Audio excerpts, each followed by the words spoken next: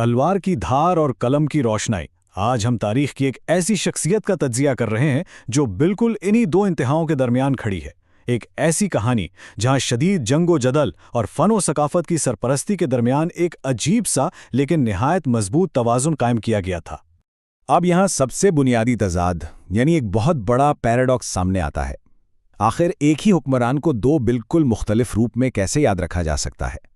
ایک طرف ایک ایسا بے رحم فاتح ہے جس کی مہمات نے شہر کے شہر تباہ کر دیے، اور بالکل دوسری طرف ثقافت اور علم کا ایک عظیم محافظ جس نے عالیشان لائبریریز اور آرٹ سینٹرز تعمیر کیے۔ یہ راز آخر ہے کیا؟ اس کہانی کی ابتدا کو سمجھنے کے لیے ہمیں محمود کے شروعاتی زندگی اور اس کے عروج کی طرف چلنا ہوگا۔ یہ کوئی عام سی تخت نشینی نہیں تھی، یہ دراصل ایک نئے دور کا آغاز تھا، ایک ایسی پاور شفٹ جس نے آنے والی صدیوں کی تاریخ کا رخ طے کرنا تھا۔ محمود نے جب تخت سنبھالا تو اس کی عمر محض 27 سال تھی۔ صرف 27 سال! اتنی چھوٹی عمر میں اس نے ایک ایسے دور کی بنیاد رکھی جو نہایت تیزی اور عظیم عزم کے ساتھ پھیلنے والا تھا۔ اور اس شاندار عروج کا نتیجہ کیا نکلا؟ محمود تاریخ کا وہ پہلا حکمران تھا جس نے باقاعدہ طور پر خود کے لیے سلطان کا لقب اختیار کیا۔ اب اس سلطان کا مطلب کیا تھا؟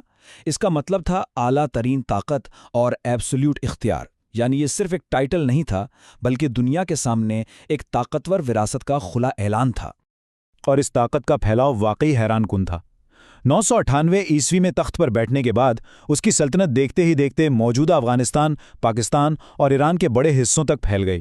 یہاں ایک دلچسپ بات یہ ہے کہ حالانکہ اس نے اس وقت کی عباسی خلافت کے ساتھ ایک نظریاتی تعلق ضرور قائم رکھا، لیکن پریکٹیکلی اپنے فیصلوں میں وہ مکمل طور پر خود مختار تھا۔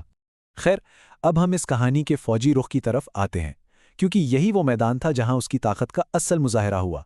محمود کا رخ اب مسلسل برے صغیر یعنی انڈین سب کانٹیننٹ کی طرف تھا، جہاں سے اس کہانی میں ایک نیا موڑ آتا ہے۔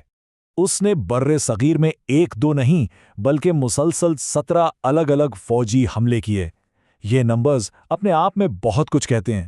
یہ کوئی چھوٹی موٹی سرحدی جھڑپیں نہیں تھیں بلکہ انتہائی منظم ویل پلانڈ فوجی مہمات تھیں جو کئی دہائیوں پر محیط تھیں۔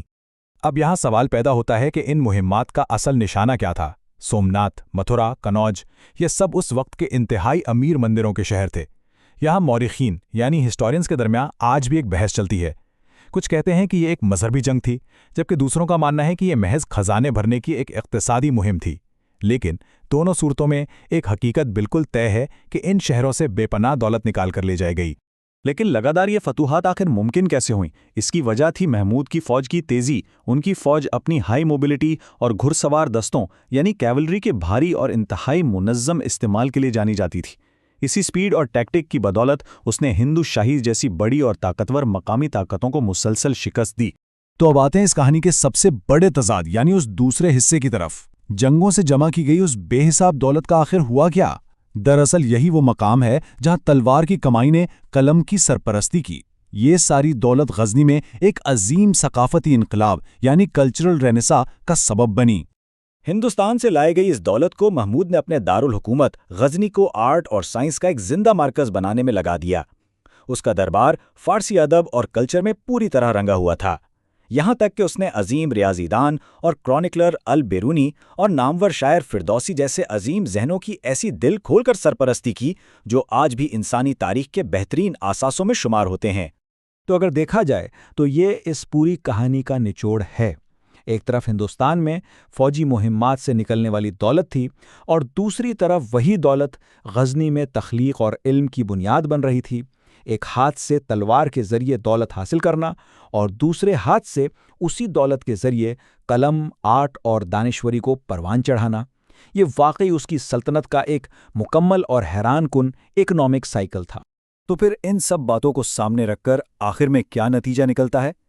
1030 عیسوی میں جب محمود اس دنیا سے رخصت ہوا تو وہ اپنے پیچھے تاریخ کے پنوں پر کیسا تذکرہ چھوڑ گیا؟ ایک عظیم ہیرو یا ایک بے رحم فاتح؟ دراصل یہی وہ پیچیدہ سوال ہے جو اس کی وراثت کو آج تک انتہائی کنٹروورشل بناتا ہے۔ اگر ہم ان فوجی مہمات کے طویل مدتی یعنی لانگ ٹرم اثرات کا باریکی سے تجزیہ کریں تو یہ بات بالکل واضح ہو جاتی ہے کہ حالانکہ ان 17 حملوں نے ارد گرد کی ہندوستانی ریاستوں کو اندر سے انتہائی کمزور کر دیا تھا، لیکن محمود وہاں کوئی پائیدار انتظامی ڈھانچہ قائم کرنے میں ناکام رہا۔ برِ صغیر میں صرف پنجاب ہی وہ اکیلا خطہ بچا جہاں غزنوید حکومت نے اپنا مکمل کنٹرول برقرار رکھا۔ عالمی تاریخ کے بڑے پیمانے پر دیکھیں تو محمود کا دور سینٹرل ایشیا اور انڈین سب کانٹیننٹ کے درمیان تعلقات کا ایک بہت بڑا ٹرننگ پوائنٹ ثابت ہوا۔ ایک طبقے کے لیے وہ ایک عظیم اسلامی ہیرو ہے جس نے نئی سرحدیں فتح کیں، اور دوسروں کے لیے ایک لٹیرا جس نے شہر تباہ کیے۔ دونوں ہی نظریوں کی اپنی اپنی ٹھوس دلیلیں ہیں جو بتاتی ہیں کہ اس کے اثرات واقعی کتنے وسیع اور ڈیپلی روٹڈ تھے۔ اور اسی کے ساتھ ہم اس تجزیے کے آخری مقام پر پہنچتے ہیں۔ تاریخ ایک ایسے حکمران کا موازنہ آخر کیسے کرتی ہے جس نے عظیم لائبریریز بنانے کے لیے فتح کیے گئے شہروں کی دولت اور تباہی کا سہارا لیا؟ یہ ایک ایسی صدیوں پرانی کہانی ہے جو ہمیں یہ سوچنے پر مجبور کرتی ہے کہ عظمت اور تباہی، تلوار اور قلم کے درمیان موجود یہ لکیر واقعی کتنی دھندلی ہو سکتی ہے۔ اس تجزیے میں ہمارے ساتھ رہنے کا بہت شکریہ۔